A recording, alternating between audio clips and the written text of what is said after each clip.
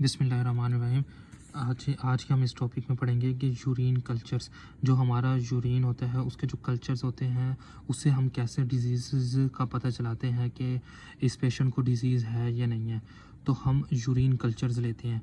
Urine cultures क्या होते हैं, परफॉर्म किया जाता है प्रीमियरली जब पॉलीनेफ्राइटिस होता है या सिस्टाइटिस हो सस्पेक्टेड होता है पेशेंट को।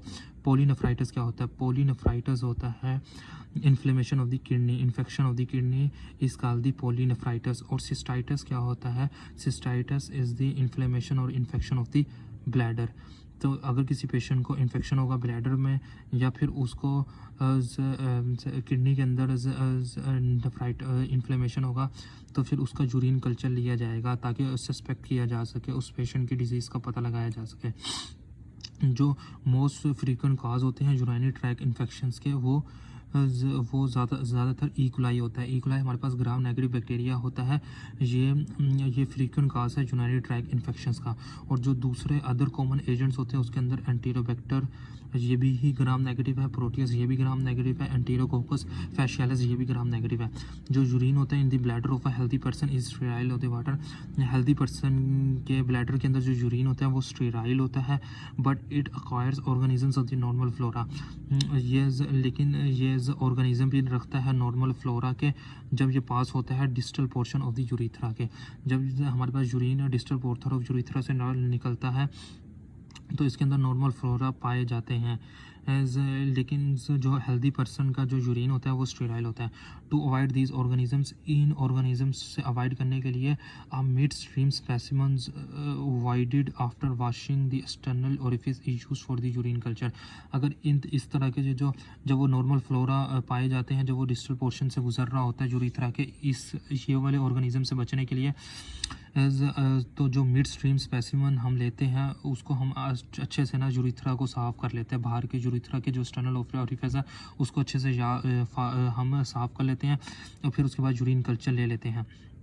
अगर हमने स्पेसिफिक सिचुएशंस, अगर मिसाल के तौर पे उसके एक्सटर्नल जो ओरिफिस हैं या फिर उधर जो बैक्टीरिया पाया गया है तो सुप्रा प्यूबिक एस्पायरेशन लेंगे हम कर सकते हैं। सुप्रा प्यूबिक एस्पायरेशन भला क्या होता है? सुप्रा प्यूबिक एस्पायरेशन होता है ब्लैडर के अंदर प्यूबिक के ऊपर हम अंदर उसको इंजेक्ट करते हैं, इंजेक्शन को डालते हैं और वहाँ से डायरेक्ट ब्लैडर के अंदर हम ब्लैडर के थ्रू हम यूरिन को ले लेते हैं।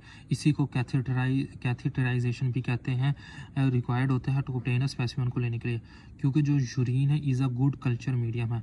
यूरिन एक गुड कल्चर मीडियम होता है। It is essential that the cultures be done within 1 hour after collection और store in a refrigerator at 4 degree centigrade for no more than 18 hours. क्योंकि यूरिन एक गुड कल्चर मीडियम होता है तो इसलिए ये ज़रूरी होता है जैसे कलेक्शन की जाती है उसके 1 घंटे के अंदर कल्चर्स की प्रिजर्व कर लिया जाए और स्टोर कर लिया जाए रेफ्रिजरेटर के अंदर 4 डिग्री सेंटीग्रेड पर 18 और for no more than 18 hours, 18 घंटे से ज़्यादा के अंदर उसको ले लिया जाए, उसको स्टोर कर दिया जाए रेफ्रिजरेटर के अंदर। It is commonly accepted that a bacteria count of at least 1 lakh must be found to conclude that significant bacteriuria is present. Bacteriuria ये होता है कि बैक्टीरिया का पाया जाना इन यूरिन के अंदर।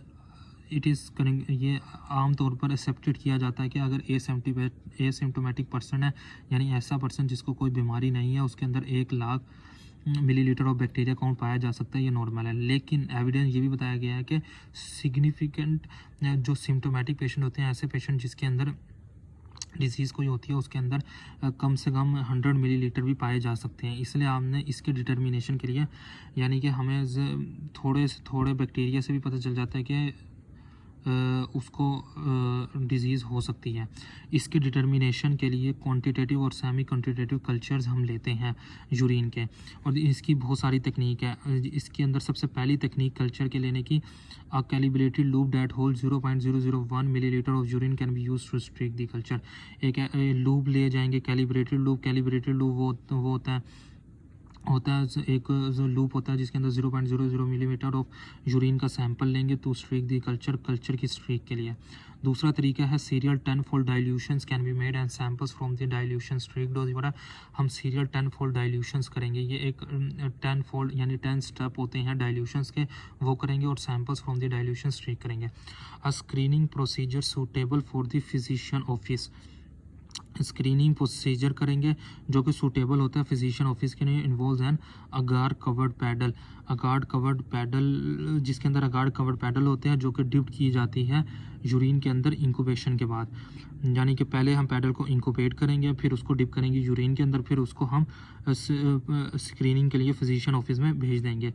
द डेंसिटीज ऑफ कॉलोनीज, आखिर जब ये हम 3 प्रोसीजर कर लेंगे ना, इसके बाद जो कॉलोनीज की डेंसिटी होगी उसको कंपेयर करेंगे स्टैंडर्ड चार्ट्स के साथ to obtain an estimate of concentration of bacteria, ताकि हमें बैक्टीरिया की कंसनट्रेशन की एस्टीमेशन पता चल सके, यानी स्टैंडर्ड चार्ट से पता चलेगा कि इसके अंदर कितने बैक्टीरिया पाए गए मौजूद हैं।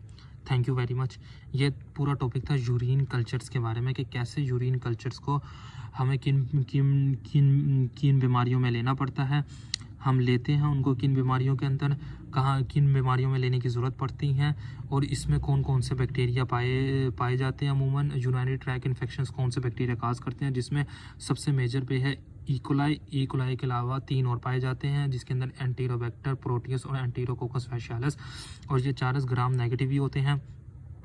जो हमारे पास यूरिन होता है ब्लैडर ऑफ हेल्थी पर्सन के अंदर वो स्टेराइल होता है, लेकिन अमूमन आम फ्लोरा पाए जाते हैं, और इन फ्लोरा से बचने के लिए हम डायरेक्ट उसको सुप्रा प्यूबिक यानी प्यूबस के ऊपर एस्पायरेशन के थ्रू भी ले सकते हैं, कैथेटराइजेशन भी कर सकते हैं स्पेसिमन के लिए।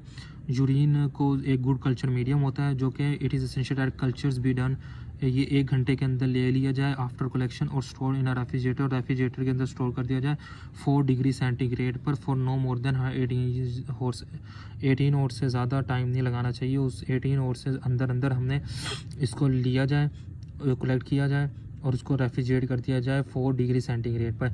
यह आमतौर पर माना जाता है bacteria count of at least 1 lakh में भी पाए जाते हैं आम बंदे के अंदर जिसको कोई डिजीज़ नहीं होती, लेकिन एक डिजीज़ पर्सन के अंदर कम से कम 100 मिलीलीटर भी पाए जा सकते हैं। इसकी डिटर्मिनेशन के लिए क्वांटिटेटिव और semi quantitative cultures must be performed of the water perform किए जाते हैं। इसकी कल्चर्स की तकनीक्स हैं, एक है कैलिब्रेटेड लूप, उसके अंदर यूरिन सैंपल लिया जाता है, कल्चर को स्ट्रेक किया जाता है। दूसरा है 10-fold डाइल्यूशन जिसके अंदर सैंपल लिया जाता है, डाइल्यूट किया जाता है 10-fold के थ्रू। और आखिरी है स्क्रीनिंग प्रोसीजर जिसके अंदर हम एक पैडल लेते हैं, अगार कवर्ड पैडल लेते हैं, उसको इंक्यूबेटेड किए जाते हैं, उसको यूरिन में डिप कर दिया जाता है और स्क्रीनिंग प्रोसीजर के लिए फिजिशियन ऑफिस में भेज दिया जाता है। फाइनल हमारे पास जो डेंसिटीज़ ऑफ कॉलोनीज़ होती है उसको कंपेयर किया जाता है स्टैंडर्ड चार्ट्स के साथ, ऑब्टेन किया जाए एन एस्टीमेट स्टैंडर्ड चार्ट्स के साथ, ताकि हम कंसंट्रेशन ऑफ बैक्टीरिया को एस्टीमेट कर सकें।